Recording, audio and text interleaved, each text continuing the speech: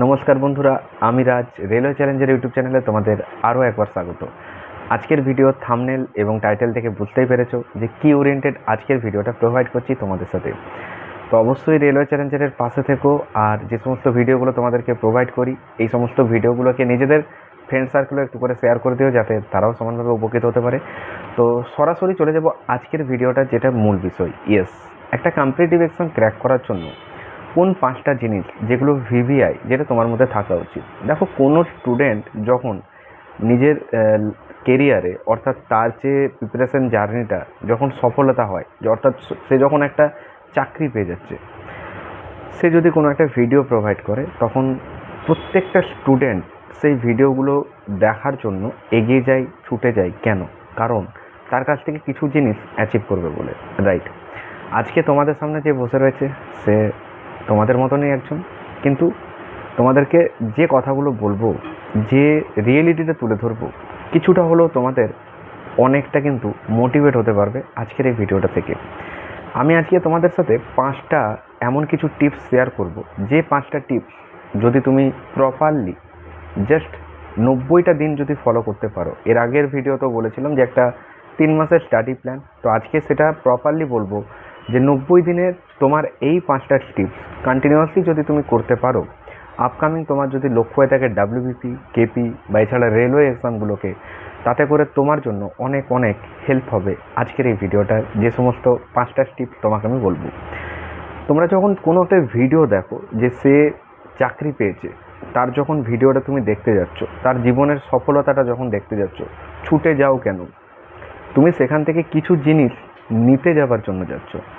সেই জিনিসগুলো কি? কিছু লোভনীয় জিনিস। সেই লোভনীয় জিনিসগুলো তুমি কি আশা করে যাও? যে ও কোন বইগুলো পড়ছে, কারণ আমি যদি এই বইগুলো পড়ি তাহলে আমিও চাকরি পাবো। ফার্স্ট কিন্তু তোমার মধ্যে এটা হতে পারে। নাম্বার 2, ওর রুটিনটা কেমন ছিল, যে ও কীভাবে পড়তো, কোন টাইমে মক টেস্ট দিত, কখন অঙ্ক করতো, কখন জিআই করতো, জিকে জিএসটা কীভাবে পড়তো, এটা দেখার জন্য তুমি যাচ্ছ। 3 নাম্বার কি হতে পারে, যে ও যে প্রিপারেশনটা করেছে সেটা কি সেলফ স্টাডি করেছে, অর্থাৎ সে কি নিজে সেলফ পড়াশোনা করেছে, নাকি কোনো ইনস্টিটিউট থেকে পড়েছে, এটা হতে পারে।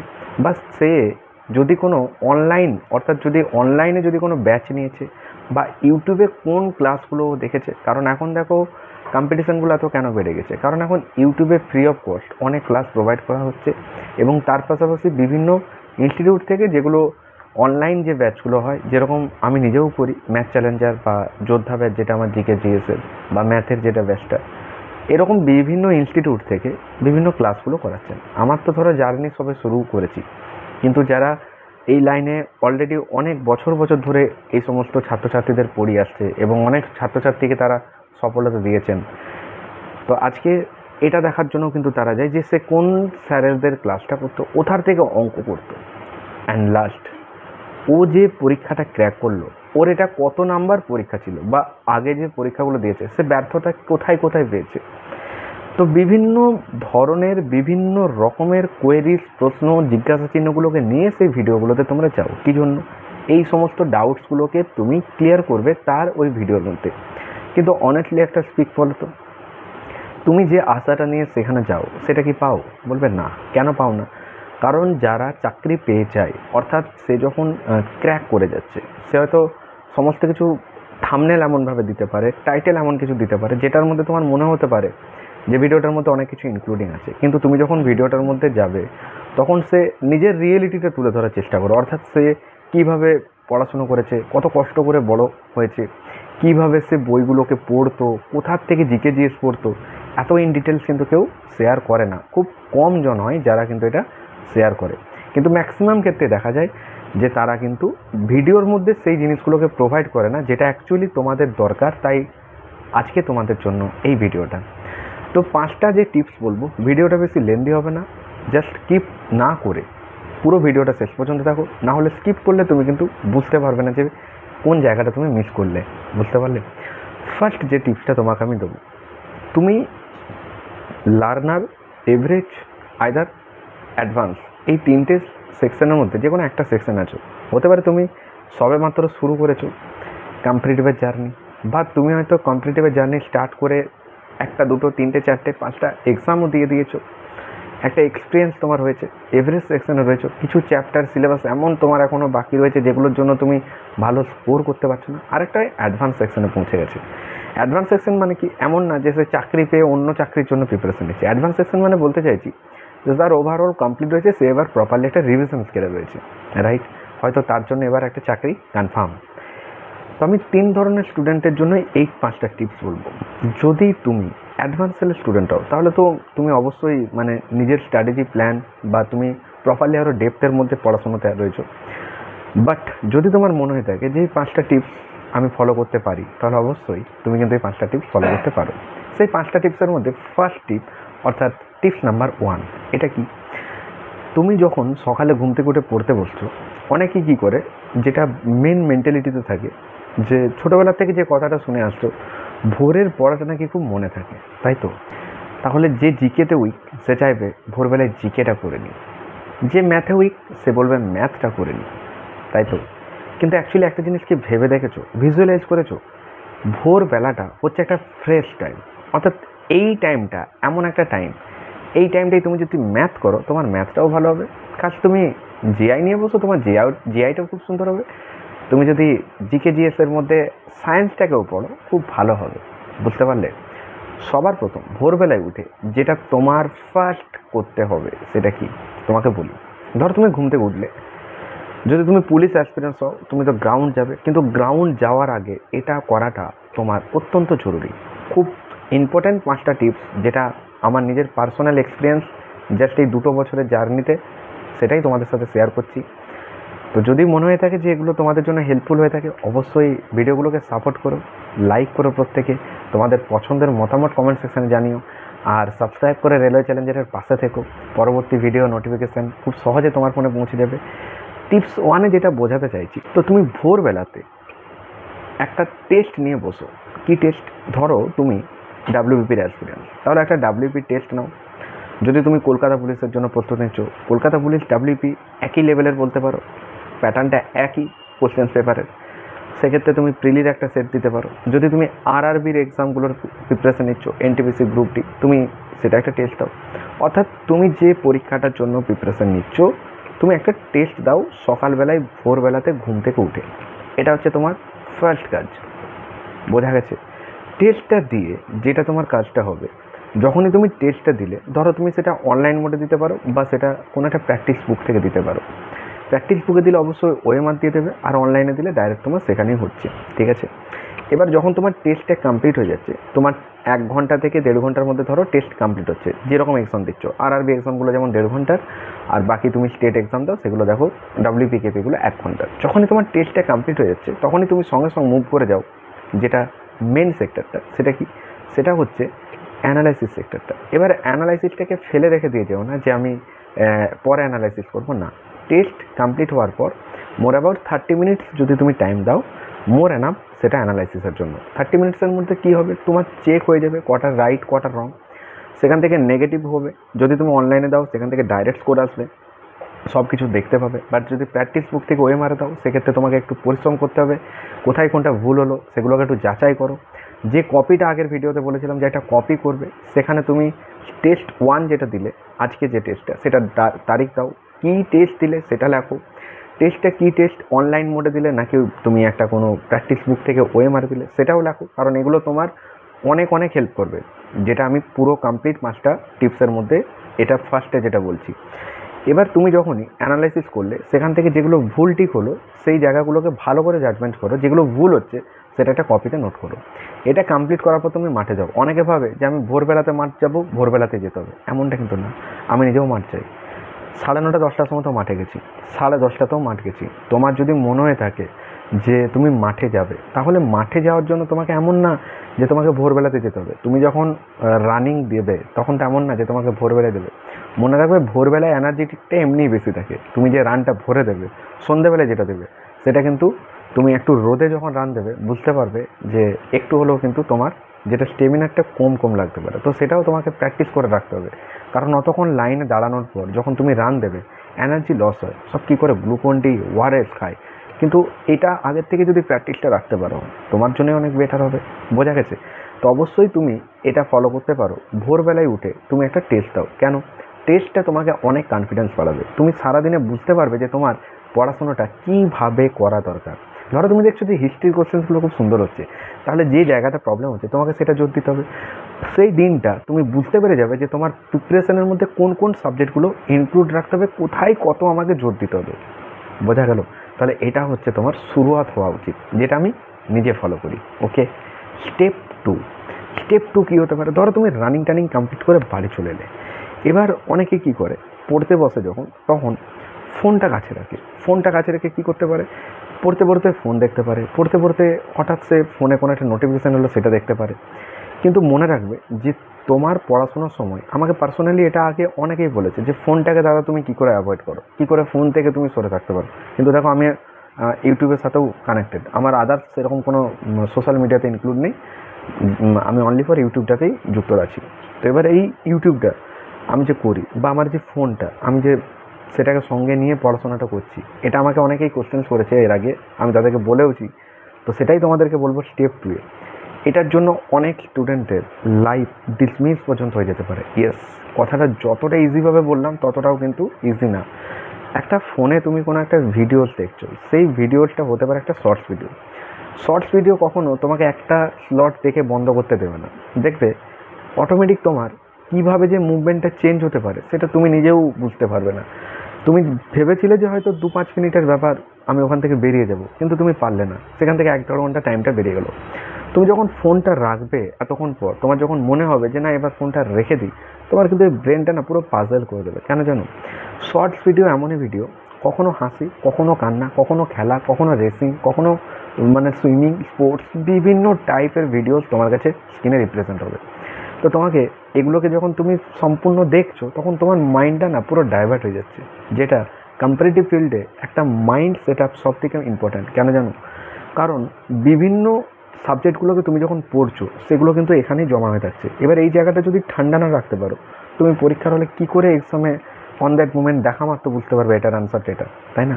তাই তোমাকে এই সমস্ত জিনিসগুলো থেকে অবশ্যই কিন্তু একটু সরে থাকতে হবে। বিশেষ করে মোবাইল ফোনটা ইউজ করো, এটার জন্য একটা টাইম করো। অনেকে যে ভাবে যে আমি একটা টাইম করব এই ফোনে, এই টাইমে ফোনটা আমি ইউজ করব, এমনটা কিন্তু না, এটা পারবে না। তোমার যদি এখন কোনো একটা ফোন করতে, তুমি কি ফোন করবে না? কাউকে যদি কোনো একটা রিপ্লাই দিতে হয়, তুমি কি রিপ্লাই দেবে না? নিশ্চয়ই দেবে। সব কিছু ব্যালেন্স করে চলতে হবে বস। কিন্তু হ্যাঁ, মনে রাখবে একটা কথা, যে ফোনটা ইউজ করবে তোমার অফিসিয়ালি পারপাসে। অফিসিয়াল পারপাস দ্যাট মিনস তুমি এখন স্টুডেন্ট, কিন্তু এখানেও তোমার একটা অফিসিয়ালি পারপাস ইনক্লুড আছে। আই থিঙ্ক বুঝতে পারছো যে কী বলতে চাইছি। যতটা দরকার তারপর তুমি পড়াশোনার মধ্যে ইনক্লুড রাখো। স্টেপ 2 এটা হচ্ছে ভিভিআই, ফোন থেকে নিজেকে দূরে রাখা। ক্লিয়ার হলো? স্টেপ 3 বিভিন্ন স্টুডেন্ট বিভিন্নভাবে তোমাকে বিভ্রান্ত করতে পারে। কীরকম? তুমি তোমার মতন লক্ষ্য নিয়ে এগিয়ে যাচ্ছ লক্ষ্যভেদ করার জন্য, কিন্তু কেউ না কেউ মাঝখানে এসে তোমার পুরো এই জার্নিটাকে নিমেষের মধ্যে শেষ করে দিতে পারে। ইয়েস, বুঝতে পারলে না? একটু ডিটেলসে বলি তাহলে বুঝতে পারবে। 3 নাম্বার যে টিপসটা বলছি, এই টিপসটা যদি তুমি ফলো করতে পারো, তোমার 70% সাকসেস কনফার্ম হবেই হবে। কারণ ম্যাক্সিমাম ছেলে মেয়ে এখানেই কিন্তু ফেঁসে আছে। সেটা কি? যেটা আমি কোনোদিন ভিডিওতে বলিনি, আজ বলবো। বাট এটা তোমাদের জানাটা, বা এটা তোমাদের অবশ্যই কিন্তু ভালোভাবে এই জায়গাগুলোকে বোঝা উচিত। সেটা কি? দেখো, বন্ধু বান্ধবী সবারই আছে, বা বিভিন্নভাবে সবাই কিন্তু বিভিন্নভাবে ইনক্লুড আছে। অনেকেই হয় যারা কাজ করতে করতে পড়াশোনা করছে। কীরকম? হয়তো ওয়ার্ক ফ্রম হোম, বাড়িতেই কোনো সফটওয়্যারে কোনো জব করছে। অনেকে হয় যে হয়তো পার্ট টাইম কোথাও জব করছে। আবার অনেকে হয় প্রপারলি স্টুডেন্ট, একদম ইয়েস গভর্নমেন্ট জবে আমাকে ক্র্যাক করতে হবে, আমি চাকরি করতে গেলে ভাই গভর্নমেন্টেরই করবো, তাতে আমি যদি জানলা দরজা খুলি তাও আমি গভর্নমেন্টেরই সেই কাজটা করব। বোঝা গেছে? এরকম মনের জেদ অনেক স্টুডেন্টের রয়েছে। কিন্তু প্রবলেমটা কোথায়? তুমি 2 বছর ধরে একটা মারাত্মক প্রিপারেশন করেছো, যেটা তোমার ফ্রেশ প্রিপারেশন, বুঝতে পারলে? কিন্তু হঠাৎ তোমার প্রিপারেশনটা 5 মিনিটের মধ্যে শেষ করে দিতে পারে। কীভাবে? বোঝা যাচ্ছে না। ধরো লাইফে অনেকের অনেক রকমভাবে অনেক কেউ চলে আসে, সেই টাইমটা না তার কাছে খুব আনন্দের হয়ে ওঠে। কীরকম? সে পড়াশোনা করছে, সে ম্যাথ করছে, রিজনিং করছে, জিকে করছে। এবার সেই টাইমে কি হয়, তার যখন নতুন কেউ জীবনে আসছে, তখন সে তাকে নিয়ে অত্যাধিকভাবে কিন্তু চিন্তিত হয়ে পড়ে। বুঝতে পারলে? প্রবলেমটা কোথায় হয়? সে প্রথমে ভাবে যে আমি এটাকে ব্যালেন্স করে চলবো, কারণ আমার যেটা লক্ষ্য আমি সেখান থেকে সরবো না, কিন্তু সে কিন্তু সেটা ব্যালেন্সটা রাখতে পারে না। কোথাও না কোথাও একটা ডিসব্যালেন্স হয়ে যাচ্ছে। এই ডিসব্যালেন্সটা সে যখন হয়ে যাচ্ছে তখন প্রবলেমটা কোথায় হচ্ছে? ধরো তোমার পরীক্ষা আছে, এবার পরীক্ষাটা ধরে নাও তোমার 5 দিন পর। সেও জানে যে তোমার পরীক্ষা 5 দিন পর। হঠাৎ কি হলো, একটা তোমাদের মধ্যে ঝামেলা শুরু হলো, যে ঝামেলার এফেক্টটা তোমার চলে আসবে পরীক্ষাতে। তাহলে কি বললাম, একটা 5 মিনিটের মুভমেন্ট তোমার 2 থেকে 3 বছরের জার্নি, এত মেহনত পুরো ক্রস করে দিয়ে চলে যাবে। বুঝতে পারলে? তাহলে কি সব কিছু ছেড়ে পুরো একদম ফ্রেশ হয়ে যাব, মানে একদম সমস্ত কিছু ভুলে আইসোলেট করে দেবো? এমনটাও না। সমস্ত কিছুই তুমি তোমার জীবনে রাখো, বন্ধু বান্ধব, ঘোরাঘুরি, এনজয়, সমস্ত কিছুই রাখো, কারণ জীবনের সমস্ত কিছুই দরকার। কিন্তু ইয়েস, যে টাইমে তোমার যেটা সাফল্যতার মেন দরকার সেটাকে তোমাকে লক্ষ্য রেখে এগিয়ে যেতে হবে। কারণ তুমি যদি নিজের জীবনে সফলতা আনতে না পারো, তাহলে কিন্তু আজকে যে দিনটাকে তুমি দেখছো বা তুমি যেটাকে ভিজুয়ালাইজ করে ভেবে রেখেছো ইন ফিউচারে, সেটা কিন্তু বস পুরো চেঞ্জ হয়ে যাবে, মানে এসে পালার জায়গা। বুঝতে পারলে? অনেকের হয়তো এখন রাগ হতে পারে আমার কথাগুলো শুনে, যে এমনটা হতেই পারে না, সে আমার সাথে কোনোদিন এমন করতে পারে না। তো প্রত্যেকে মন দিয়ে পড়বে, এই জায়গাটা ভালো করে লক্ষ্য রাখবে। এই জায়গাটা থেকে ডিমোটিভেট অনেক স্টুডেন্ট কিন্তু পড়াশোনার থেকে বরবাদ হয়ে গেছে বল, ঠিক আছে? তো এই ভুল করা যাবে না। চাকরি পরীক্ষা দিচ্ছ, 3টে স্টেপ বলে দিলাম, আশা করি বুঝতে পেরে গেছো 4 নম্বর স্টেপটা কীরকম একটা স্টেপ হতে পারে, সেটা কি টিপস। 4 নম্বর টিপসটা হচ্ছে প্রপারলি এডুকেশনালের একটা স্টেপ। যারা আর্টস সেকশন আর সায়েন্স সেকশনটাকে দুটোভাবে ভাগ করেছে। কীরকম?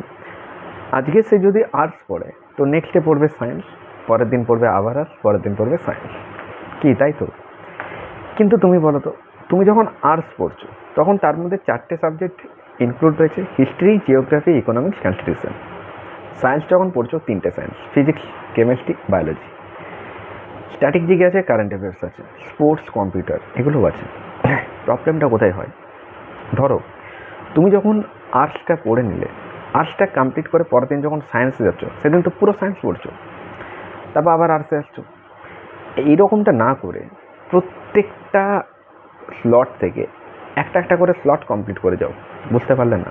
ধরো তুমি যে জিকে বইটা পড়ছো, যেমন রেলওয়ে চ্যালেঞ্জার, ক্র্যাক, তরুণ গোয়েল, বিভিন্ন রাইটারের বই রয়েছে, তুমি যে বইটা পড়ছো সেখান থেকেই পড়ো।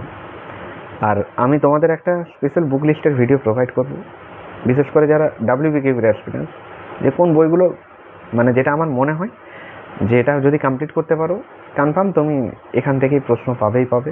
এই বিশ্বাস নিয়ে তুমি ভিডিওটা দেখবে, আমি প্রোভাইড করব নেক্সট ভিডিওতে। আর ভিডিওর মাঝখানে বলে রাখি, যারা তোমরা আমার ক্র্যাকের সলিউশনগুলো দেখো, তো ক্র্যাকের সলিউশন নেক্সট যেটা তোমাদের প্রোভাইড করবো, আর খুব দ্রুত আমি ওটা সমাধান করে দেবো, ম্যাথ জিআইটা। দেন জিকে জিএসটা আমি লাইভ সেশনে ডিসকাস করবো। অনেকে হয়তো ভাবছো লাইভে কেন আসছে না, আর 2 থেকে 3 দিন দেন আমি কন্টিনিউয়াসলি এই লাইভ সেশনটা কন্টিনিউ করব। আর জিকে ফাইটারের যে সেশনটা সেটাও কন্টিনিউয়াসলি হবে। টেলিগ্রামে জয়েন করে নিও, ডেসক্রিপশনে টেলিগ্রামের লিঙ্কটা রয়েছে। তো রেলওয়ে চ্যালেঞ্জের অফিসিয়াল এই টেলিগ্রাম গ্রুপে জয়েন করে নিও, যাতে করে ক্লাস ওরিয়েন্টেড সমস্ত কিছু আপডেট তুমি সবার প্রথম নোটিফিকেশানে পেয়ে যাও। ধরো হিস্ট্রি একটা স্লট পড়ো, জিওগ্রাফি একটা স্লট পড়ো, কনস্টিটিউশন একটা স্লট, ইকোনমিক্স সেম 3টে, সায়েন্স, স্ট্যাটিক, কম্পিউটার। এবার কম্পিউটারের একটা ছোট্ট সিলেবাস থাকে, মানে বিশেষ করে যেগুলো দেয় তুমি প্রিভিয়াস ইয়ার দেখলেই বুঝতে পারবে যে কোন জায়গাগুলো টার্গেট করে, যেরকম IC chips, silicon, RAM, random access memory, read only memory, ROM, ঠিক আছে? এরকম সব থেকে সুপার কম্পিউটারটা কোথায়, ঠিক আছে? আইআইটি শক্তিতে যেরকম পরমানন্তা, ঠিক আছে? এই জিনিসগুলো তুমি পিওয়াইকিউ ওঠালেই বুঝতে পারবে। কিছু কারেন্ট অ্যাফেয়ার ওরিয়েন্টেড অনেক সময় কোশ্চেন হয়, সেগুলো একটু লক্ষ্য রাখবে। অর্থাৎ পার ডে এই পড়াটা পড়লে কী সুবিধা হবে, তোমার প্রত্যেকটা সাবজেক্টই কালচার থাকছে, এবং তুমি ডে বাই ডে প্রত্যেক দিন কীভাবে যে এগিয়ে যাচ্ছ, যেটা শুরুতেই বললাম ভিডিও, যে 90 দিনের মধ্যে বুঝতে পেরে যাবে। বুঝতে পারলে? তো প্রত্যেকটা পেজ, একটা করেই পেজ পড়ো, প্রত্যেকটা সাবজেক্টকে টাইম দাও। এতে করে কী হবে, তোমার টাইম ডিউরেশনটাও বাড়বে, তোমার পড়াতে আরও মনোযোগী হবে, এবং তোমার পড়তেও ইন্টারেস্ট লাগবে। কেন জানো? কারণ তুমি একটা সাবজেক্ট বা একটা সাবজেক্ট যাচ্ছ, ঠিক আছে? এটা কমপ্লিট হয়ে যাওয়ার পর যেটা তোমার মোস্ট ইম্পর্ট্যান্ট, সেটা কি? সেটা হচ্ছে তুমি কারেন্ট অ্যাফেয়ার্স যেখান থেকে করছো সেটা একটা রিভিশন স্কেলে দাও, প্লাস নিউটাকেও দেখো, রিভিশন প্লাস নিউ এইভাবে দেখো কারেন্ট অ্যাফেয়ার্সটা। তাহলে অলরেডি তোমাদেরকে যেটা টিপস 1 সেটা বললাম টেস্ট ওরিয়েন্টেড। টিপস 2 সেটা কি বললাম? টিপস 2 যেটা বলেছি সেটা হচ্ছে পড়াশোনার সময় এই যে ফোনটা কীভাবে তুমি দূরে সরিয়ে রেখে নিজেকে প্রপারলি পড়াশোনাতে টাইম দিতে পারবে। টিপস 3টা কী বললাম? যে নিজের জীবনের যেটা তোমার লক্ষ্য সেই লক্ষ্য ভেদ করতে হবে, এই লক্ষ্য নিয়ে এগিয়ে যেতে হবে। তার জন্য তোমাকে বিভিন্ন দিক থেকে বিভিন্ন রকমভাবে পাজল করতে পারে, কিন্তু সেখানে তোমাকে পাজল হওয়া যাবে না। ডিমোটিভেট যারা করবে তাদের থেকে দূরে থাকো, যতটা পারবে নিজেকে আইসোলেট রাখার চেষ্টা করো, কারণ কম্পিটিটিভ এক্সামে মাইন্ড সেট আপটা মোস্ট ইম্পর্টেন্ট। টিপস 4 যেটা বললাম, একটা প্রপার সিলেবাস কীভাবে কমপ্লিট হতে পারে আগামী 2 মাসের মধ্যে, তার জন্য তোমাকে প্রত্যেকটা সাবজেক্টকে ডে বাই ডে টাইম দিতে হবে, কিন্তু একটা একটা করে স্লট কমপ্লিট করতে হবে এইভাবে, ঠিক আছে? তারপর রিভিশন সুন্দরভাবে হবে। আজকের লাস্ট টিপস যেটা 5 নাম্বার টিপস, ভিভিআই। এই টিপসটা তোমরা টেস্ট দাও, টেস্ট দিয়ে অ্যানালাইসিস করছো, অ্যানালাইসিস করার পর কী করছো, তোমার একটা স্কোর এমন আসছে তুমি ডিমোটিভেট হয়ে পড়ছো। ডিমোটিভেট যখন হচ্ছ, কেন হচ্ছ? কারণ তুমি একটা আশা রেখেছিলে যে তোমার টেস্টে এই স্কোরটা আসতে পারে, কিন্তু কোথাও যেন তুমি দেখলে যে স্কোরটা আসছে না। অনেকে কী করে এই টাইমটা বুঝে উঠতে পারে না যে কী করা উচিত। যদি তোমার স্কোর আউট অফ 100-এর কথা বলছি, যদি তোমার স্কোর 50%-এর নিচে আসছে, তাহলে তুমি এখন টেস্ট দেবে না। কী করবো তাহলে? একটা মাস প্রপারলি যেভাবে বললাম সিলেবাসটাকে কমপ্লিট করো, ইয়েস, কিছু পিওয়াইকিউ সলভ করো, দেন টেস্টে আসো, দেখবে তোমার একটা স্কোর আসবে। সেখান থেকে আস্তে আস্তে তোমার স্কোরটা ইমপ্রুভ করা যাবে। বোঝাতে পারলাম? যদি তোমার স্কোর 50 অর্থাৎ 50% মিনিমাম স্কোরটা হচ্ছে, তাহলে তুমি ধরে নেবে যে তুমি একটা এভারেজ সেকশনে রয়েছো, তুমি খুব সহজে কিন্তু অ্যাডভান্স সেকশনে পৌঁছে যাচ্ছ। আর যাদের স্কোর 70-80 ক্রস করে যাচ্ছ, অ্যাডভান্স সেলে পৌঁছে গেছো, তারা চেষ্টা করো ওই 10-15টা কোশ্চেন কেন তোমার ভুল যাচ্ছে, সেই 10-15টা কোশ্চেনের জন্য তোমাকে প্রপারলি একটা ডিপ অ্যানালাইসিস করতে হবে, যে অ্যানালাইসিসটা তোমার 1 থেকে 100-এর মধ্যে নাম রাখতে পারবে, অর্থাৎ তুমি র্যাঙ্ক করতে পারবে। বোঝা গেছে? তো 5 নম্বর টিপসটা কী এমন টিপস হতে পারে? 5 নম্বর টিপসটা হচ্ছে নিজের প্রতি বিশ্বাস রেখে এগিয়ে যাওয়া। অনেক স্টুডেন্ট হয় যারা বিভিন্নভাবে ডিমোটিভেট হয়ে পড়ছো, বিভিন্নভাবে পাজল হয়ে যাচ্ছ, কারণ নেগেটিভ থিঙ্কিংয়ের মাইন্ডের মানুষ সব থেকে বেশি। বর্তমানে লড়াই করে বেঁচে থেকে নিজের জীবনে সফলতা আনা, এটা সবাই ভাবতে পারে না, বুঝতে পারলে? ফিউচারের আশায় বাঁচতে মানুষ খুবই ভালোবাসে, কিন্তু যারা কম্পিটিটিভ ফিল্ডে জার্নি করে তাদেরকে আমি বলবো তোমরা তো যোদ্ধা। তাহলে আমরা যে যোদ্ধা, আমাদেরকে যুদ্ধে জয় হতে হবে। তার জন্য কি করতে হবে? নিজের ওপর আত্মবিশ্বাস রাখো, সেলফ কনফিডেন্স, ভিভিআই, নিজের প্রতি আত্মবিশ্বাস রাখো, নিজের প্রতি ধৈর্য রাখো, যেটা আগামী দিনে তোমার জীবনে সফলতা আনবে। তার জন্য কি করতে হবে?